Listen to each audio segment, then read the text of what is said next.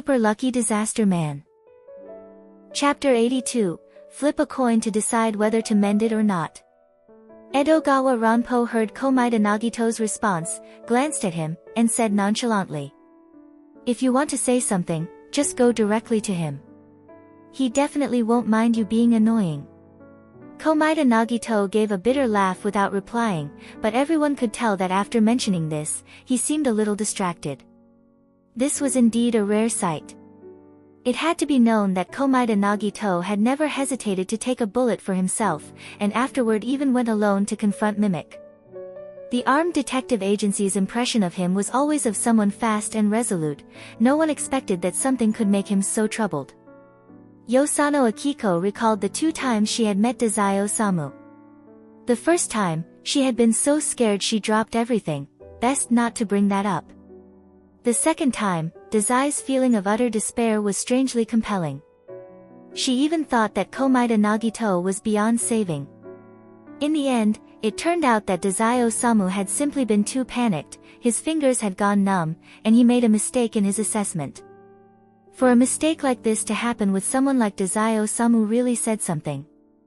Yosano Akiko felt that Dazai Osamu's attitude towards Komaeda Nagito was very clear, absolutely a lifelong friendship. She really couldn't understand why Komaeda Nagito was hesitating. Moreover, she knew that Komaeda Nagito was Fukuzawa Yukichi's junior disciple, so she treated him like one of their own. Seeing Komaeda Nagito seemingly in some conflict with a friend, she thought she might have gone overboard lecturing him last time. This was a chance to act as the big sister and soften Komaeda's impression of her a bit. So, Yosano Akiko walked over and patted Komaeda Nagito's shoulder. "Come on, let's chat. Yosano-san, please spare me." Even someone as resilient as Komaeda Nagito had his limits, and right now he seemed overwhelmed. "After I got back, I seriously reflected on my actions, and I agree with everything you said. Next time, I definitely won't recklessly rush in alone." Yosano Akiko awkwardly cleared her throat. "That's not what I meant. Should have known, I really did overdo it last time. So, this time, I must work harder to fix my image." Temporarily resting her hand on Komaeda Nagito's shoulder, she pulled him aside to sit down. Pouring 2 glasses of water, Yosano Akiko started by apologizing. "About last time, I wasn't targeting you personally, I just got carried away, venting some frustration I'd accumulated towards patients in general. After I calmed down, I felt I'd gone too far. Sorry." "It's okay. I know Yosano-san meant well. It would be pretty ungrateful of me to hold a grudge." Komaeda Nagito smiled gently. "But, what did you want to talk about this time?" Yosano Akiko, seeing Komaeda Nagito being so forgiving, felt even more embarrassed. "No, this time I just noticed you seem troubled. While I'm not a psychologist, if there's anything bothering you, you can talk to me, and I'll see if I can help. But if you feel you can handle it on your own, that's fine too." Mostly, she was worried about Komaeda Nagito. Last time he came to the armed detective agency, asking about Mimic's headquarters, he even shot himself to speed up his recovery. She hadn't taken it seriously, and later that day, there had been a landslide. Now she was concerned Komaeda Nagito might be keeping something even more serious to himself, which could lead to even bigger trouble. Yosano Akiko didn't know that Fukuzawa Yukichi had entrusted Komaeda Nagito entirely to Edogawa Ranpo, and Ranpo kept a close watch over him. If anything happened, Edogawa Ranpo would definitely notice, and Yosano didn't need to worry. She just wanted to care for Komaeda Nagito from her own perspective. Komaeda Nagito frowned deeply, lost in thought. Just as Yosano Akiko was about to think that he planned to handle it himself, he spoke. "Actually, now that I think about it, Yosano-san might understand better. I feel like I've upset Dazai-kun." Yosano Akiko instantly understood. Because of what happened with Mimic. That was certainly worth getting mad about.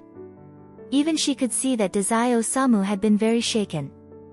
Emotional swings like that aren't good for one's heart, especially with how quickly things had changed afterward. Even though Komaeda Nagito was saved, Dazai's face didn't show a smile, just cold fury. However, he still made sure to carefully cover Komaeda with his coat, so his anger must have had its limits. After I had my phone fixed, I sent Dazai-kun an apology, but he hasn't replied. And even now, I haven't heard from him at all. Komaeda Nagito thought out loud. Maybe there was something wrong with the way I worded my message. What should I do next? Yosano Akiko thought for a moment. Can you show me the apology you sent? Komaeda Nagito took out his phone and handed it to her. Yosano Akiko scrolled through it, unable to help but feel puzzled. This style. Surprisingly normal. She had expected something more like Komaeda's usual way, first belittling himself, then praising Dazai Osamu. In that case, Dazai Osamu getting angrier and ignoring him would have been understandable. But this was written sincerely. There wasn't just one message, he had sent 3 or 4 over time. You wrote very well, there's no problem. Yosano Akiko returned the phone to Komaeda Nagito. Honestly, if it were me, I'd forgive you after reading this. Komaeda Nagito continued explaining, actually, it was largely thanks to what Yosano-san said to me on the plane that I truly understood where I was wrong. I'm really grateful, you were incredibly dazzling when you scolded me back then. Yosano Akiko, embarrassed by the compliment, had to admit she was just getting angrier and angrier at the time, and what she said afterward had nothing to do with Komaeda Nagito. It was mostly just venting her dissatisfaction with patients in general. But if it somehow worked, then that wasn't too bad. Komaeda Nagito sighed afterward. If it's just about being angry, Yosano-san didn't think it was a problem, but Dazai-kun still refuses to acknowledge me. Yosano Akiko couldn't quite figure it out either, because in her opinion, Komaeda Nagito's apology was indeed very sincere. She could even sense how much he valued Dazai Osamu as a friend, which was why he'd written so many normal messages, avoiding self-deprecation or attempts at flattery. Maybe you should buy him a gift? Yosano Akiko suggested seriously. What does he like? Komaeda Nagito responded just as seriously, the complete suicide. Yosano Akiko.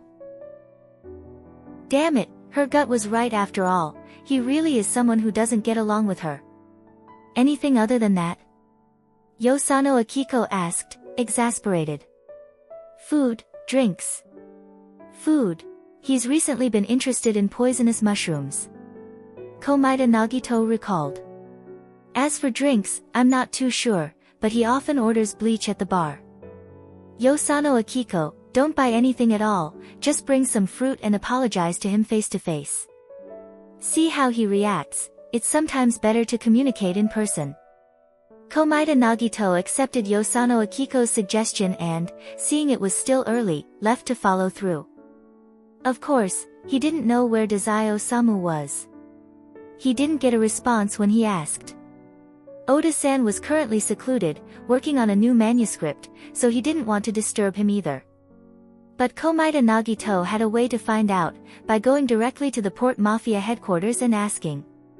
Before, every time he went to the Port Mafia headquarters, it was because Dazai Osamu had called him there. This time, he was making a rare proactive visit. The receptionist was the same familiar person. 7 out of 10 times Komaeda Nagito came to the Port Mafia, it was this person on duty. However, this time, she was visibly startled when she saw Komaeda Nagito, her expression slightly bewildered. Komaeda Nagito smiled curiously and asked, "What's wrong?" "No, nothing, my apologies, Komaeda-san. I need to contact someone upstairs first." When Komaeda Nagito approached the Port Mafia headquarters building, he could already sense something unusual. The way people were looking at him seemed peculiar. Although, to be fair, people had always looked at him in a peculiar way whenever he came here, but this time, it felt different. As for what was different and why, Komaeda Nagito overheard the receptionist on the phone referring to the boss instead of the usual Dazai-sama. He thought to himself that he might soon find out. Sure enough, after the receptionist hung up, she looked at Komaeda Nagito apologetically and said, "Komaeda-san, the boss would like you to go up and see him." Komaeda Nagito nodded calmly, "I understand." Soon, someone arrived to escort him, leading Komaeda Nagito to the boss's office. Komaeda-kun, long time no see. Mori Ogai sat casually on a sofa by the window, gesturing for Komaeda Nagito to sit on the other side of the small round table. Are you here to see Dazai-kun? Komaeda Nagito admitted, yes, except for Dazai-kun, I'm not that familiar with anyone else. Don't say that, aren't you very familiar with Oda Sakanosuke? And also Sakaguchi Ango. Mori Ogai extended his hand to pour tea for Komaeda Nagito. Oda-kun resigned to focus on writing, truly a pity. I actually had high hopes for him. Komaeda Nagito naturally continued, Oda-san is more suited to being a writer. He is racing the deadline to submit the manuscript for a competition. Fortunately, he wasn't affected by Mimic. I see. Though Komaeda Nagito only said that one line, Mori Ogai, being perceptive, immediately understood why Komaeda Nagito had suddenly gotten involved with Mimic. He had thought it unlikely to be about the apartment in Tokyo. If it had been about the house in Yokohama filled with memories of his parents being bombed by Mimic, Komaeda Nagito seeking revenge would make sense, but Tokyo? Why have such an obsession there? It turns out it was because of Oda Sakanosuke. He probably hid it from Dazai Osamu as well. Otherwise, Dazai Osamu wouldn't have been that out of sorts, although he kept a tight lid on it back then, but if it's the Port Mafia boss asking, then that's something entirely different. Therefore, Mori Ogai knew how Dazai Osamu reacted and also knew that Yosano Akiko had followed along. The armed detective agency had clearly taken Komaeda Nagito's side. Fukuzawa Yukichi must have known Komaeda Nagito was their junior disciple. Mori Ogai decided to probe a little. I heard that the armed detective agency was there to help. How did you get along with your senior brother? He seems like a very serious person. Did he scold you? Komaeda Nagito showed a surprised expression, Mori-san. There wasn't an opportunity to mention this before. Mori Ogai confirmed what he wanted to know. Actually, I am the second disciple taken in by Natsume-sensei. When the two of us are together, you can call me senior brother. Komaeda Nagito was genuinely shocked. When he found out Fukuzawa Yukichi was his senior, he was already quite astonished. He never imagined Mori Ogai was also one. Natsume-sensei has an incredible eye for talent. Moreover, the previous disciples Natsume-sensei had taken were of such a high caliber. He had always encouraged Komaeda Nagito to have more confidence, saying that he possessed qualities worthy of being a disciple. Natsume-sensei really thought highly of him. Sensei never mentioned it to me. Natsume-sensei did ask me to take care of you, Mori Ogai said without a hint of guilt, polishing his image. I'm genuinely pleased to see you and Dazai-kun getting along so well. Aside from that incident with Akutagawa-kun, no one in the Port Mafia has made things difficult for you, right? No, not at all. I'm extremely grateful to you, Mori-san, for allowing me, an outsider, to come and go from your headquarters as I please, Komaeda Nagito replied. I feel truly embarrassed that I haven't expressed my gratitude to you earlier. Mori Ogai kept a straight face, saying, It's alright. When Natsume-sensei asks about it, I can provide a reasonable account. Junior brother, help me say a few good words, boost my standing a bit, thanks. Hopefully, Sensei will cut my skilled business permit a few more months ahead of time. After chatting a bit to build rapport with Komaeda Nagito, Mori Ogai had largely achieved his goals for today, and what remained was mere small talk. By the way, Komaeda-kun, you came here looking for Dazai-kun, right? Unfortunately, you won't be able to find him at the Port Mafia after today. Recalling Oda Sakanosuke and Sakaguchi Ango, Komaeda Nagito instantly understood. Could it be that Dazai-kun has also? Mori Ogai put on an act, sighing, yes, Dazai-kun fled from his duties this morning. He used to frequently ditch his assignments, didn't he? Komaeda Nagito, familiar with Dazai Osamu, quickly voiced his doubts. But before, even if he disappeared, he would still complete the assignments. This time, he sabotaged the mission and used the opportunity to escape. Mori Ogai spoke in a regretful tone. I never thought Dazai-kun would do something like this. I'm quite surprised. By the way, have you two been in touch recently? Komaeda Nagito, though still a minor, wasn't someone who blindly believed everything people said.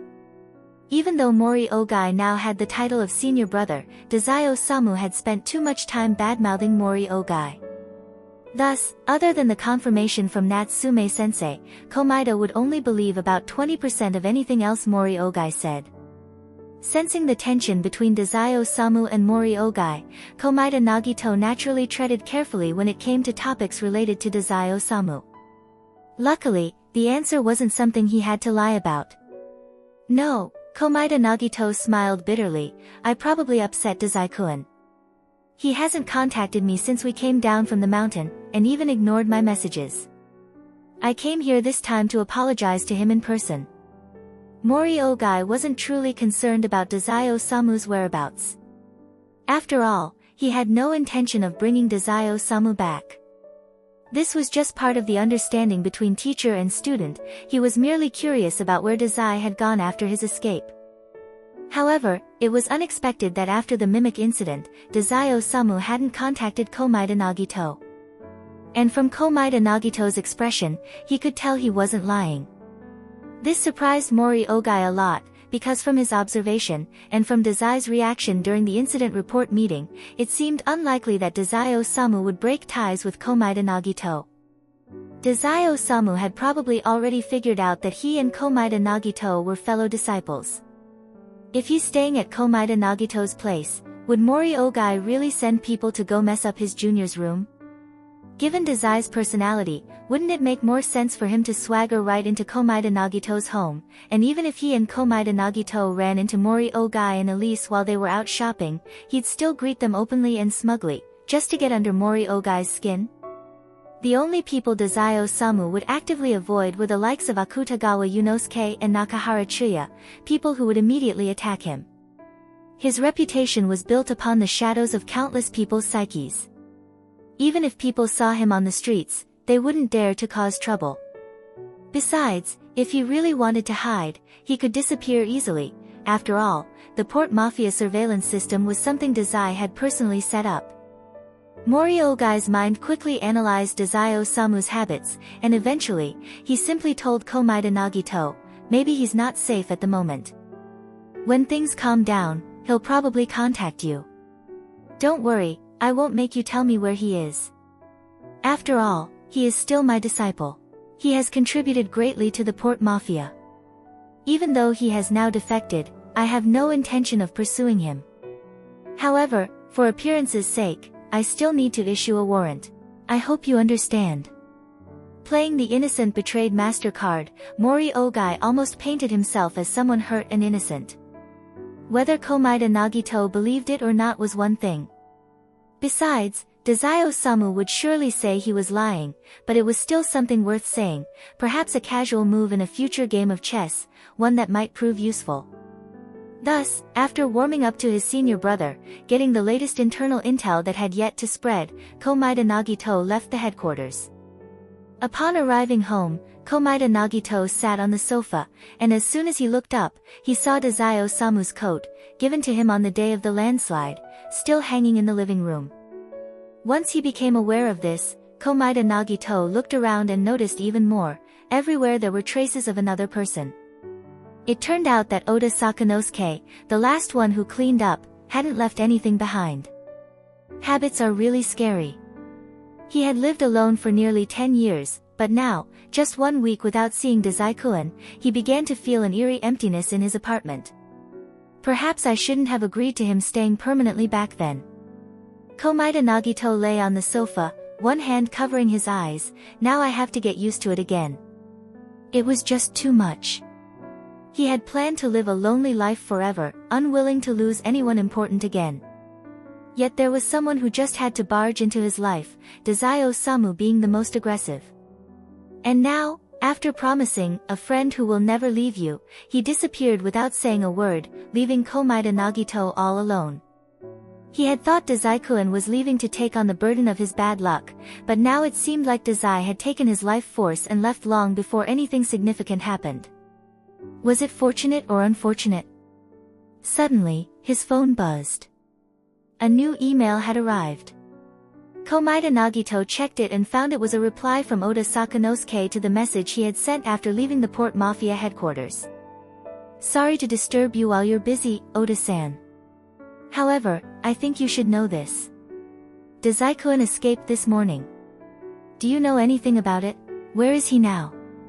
As expected, even though he went missing for a while on his end, Oda-san wasn't affected in the slightest. Komaeda Nagito took out a coin. Alright then, let's leave it to luck. Komaeda Nagito sighed, if it's heads, I'll just go with the flow. Sever the ties if that's what happens. If it's tails, then I'll try to mend things. Saying that, he moved his fingers, flipping the coin up into the air. As it was about to fall, he attempted to catch it on the back of his hand. Unfortunately, he missed, and the coin veered off course, falling to the ground. By the time Komaeda Nagito hurriedly stood up to retrieve it, the coin had already come to a rest, lying still on the floor. It was heads. Komaeda Nagito's hand froze for a second before he picked it up. He wasn't sure what he was feeling at that moment. He just instinctively let out a laugh. Ha ha ha, so I should just give up, right?